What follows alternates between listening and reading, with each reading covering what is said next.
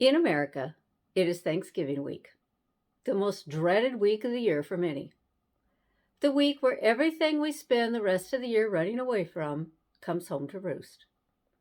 Dysfunctional families, no family, being alone, wishing we were alone, missing those who are no longer here, wishing those who are here would simply go away.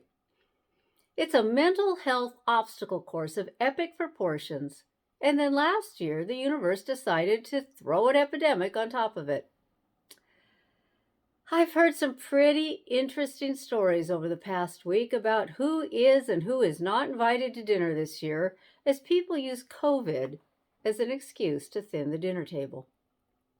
Time to take a breath, my friends. It's time to take a breath. First of all, it's Thanksgiving. In American Sign Language, it takes two separate hand motions to make that word. Thanksgiving. For a moment, let's forget about all the supposed to do's of the holiday and simply think about what we are thankful for. Can you come up with just one thing? Some days that's good enough to get you through. Close your eyes. Take a breath. And relish that one thing you are thankful for in your life. If that's all you have this year, I am thankful you have that. If you can come up with one thing in the morning and a different thing in the evening, that's great. If it's the same thing on both ends of the day, that's great too. Do you need a little help coming up with something? Breathe in. Breathe out. I am thankful you are capable of doing that, even if you are wearing oxygen and need a little help. In that case, I am thankful for your oxygen tank. Now for the giving. Give people a break. We have a grand old time in our house, imagining the wild ways that the relatives might describe us. Try to look at life from someone else's perspective.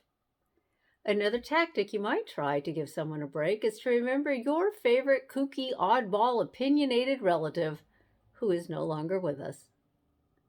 What would you give to have one more holiday with them? The relatives that drive us a little crazy today will be missed in the years to come. They often keep things from getting boring.